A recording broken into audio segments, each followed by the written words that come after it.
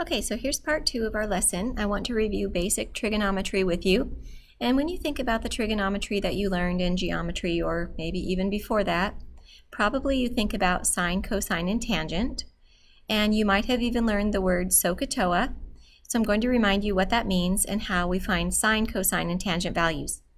So you have to have a right triangle here. And let's say we have an angle. I'm going to label it theta. Theta is pronounced T-H, or is spelled T-H-E-T-A, so you hear a T-H sound, not an F sound, theta, and that's just a Greek letter that we commonly use when we're talking about angles. Now, across from theta, you have a leg of the right triangle that we call the opposite. The opposite leg is across from it. And then next to theta, you have the leg that we call the adjacent leg, because adjacent means next to. And then across from the 90-degree angle, you have the hypotenuse. Now, if I was to shrink this triangle or enlarge it, but keep the proportions the same, the angles would be the same. And so every right triangle that's proportional to this one will have the same ratio of sides. That's based on similar triangle relationships. And the ratio of sides that would be the opposite side over the hypotenuse is known as the sine ratio. So sine of the angle theta equals the opposite leg over the hypotenuse. And that's what SO means in SOHCAHTOA. Sine is opposite over hypotenuse. Now, sine is actually spelled S-I-N-E, but we abbreviate it S-I-N. So don't say sin, it's sine. Now the ratio that's adjacent over hypotenuse is known as the cosine ratio, abbreviated COS. Cosine of angle theta is adjacent over hypotenuse. So the full spelling would be cosine, C-O-S-I-N-E. So when you see SOHCAHTOA, cosine is adjacent over hypotenuse. So SOHCAHTOA is just a way to remember which one goes with what. Finally, we have tangent, abbreviated tan. Tangent of angle theta is the ratio of opposite over adjacent.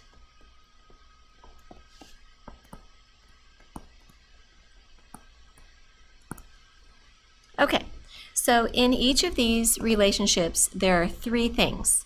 There's an angle, there's a side, and there's another side. If you know two of those three things, you can solve for the missing one, and that's what we do in the next few examples. So we're going to give the exact answer. You should know by now that I am a fan of exact answers, and there are times when approximate answers are appropriate.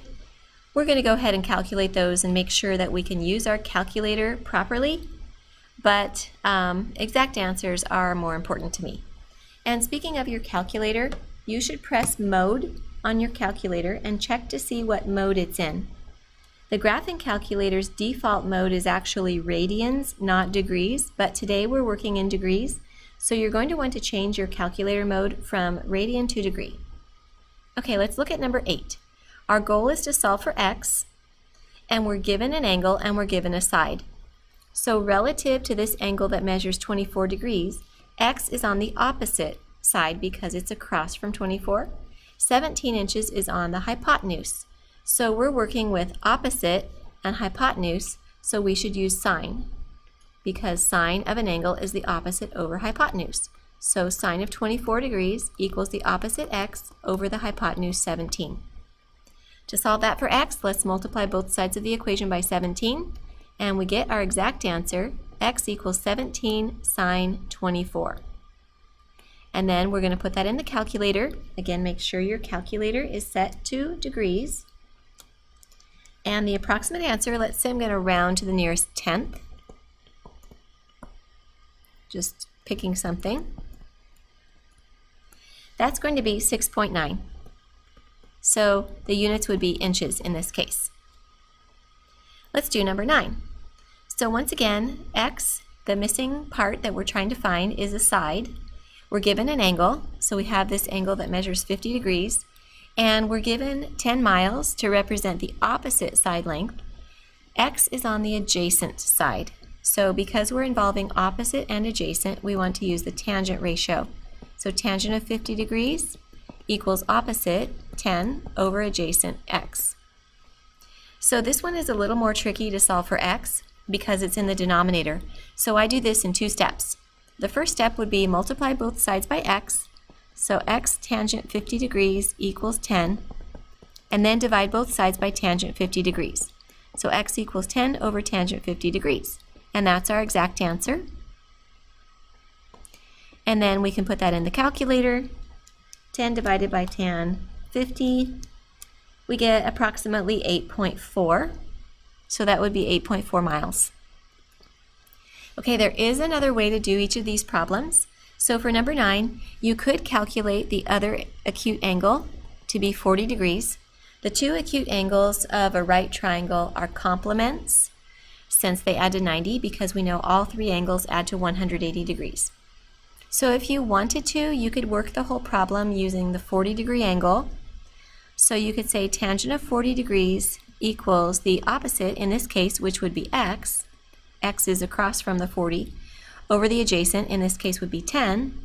And then to solve for x, you would multiply both sides by 10. So this exact answer looks different than the first one, but it's equivalent to it, and both are perfectly fine. Okay, we're going to do 2 more. In numbers 10 and 11, the unknown is the angle. I could have called it x, there's nothing wrong with that, but I just want to get you guys used to seeing theta. So I named the angle theta, and in problem number 10, across from theta is 6, so that would be the opposite, and on the hypotenuse we have 9. So because we're using opposite and hypotenuse, once again we're going to use the sine ratio. Sine of theta is 6 over 9. I could have made up a problem with cosine. I guess I just didn't plan it very well. Apologize for that. Now, to solve for theta, what you need to do is undo sine.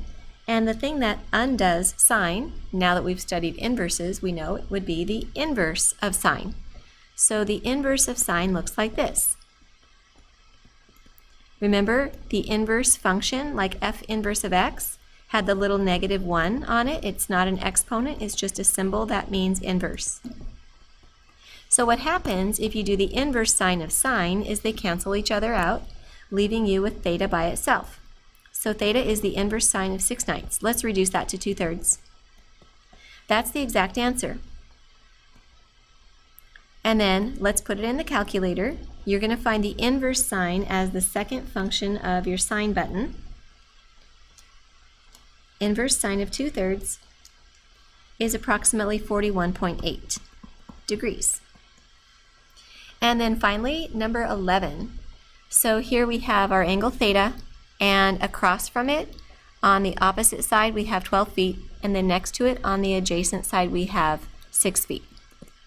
So looks like I'm using tangent, because tangent involves opposite and adjacent. So tangent of theta equals the opposite 12 over the adjacent 6.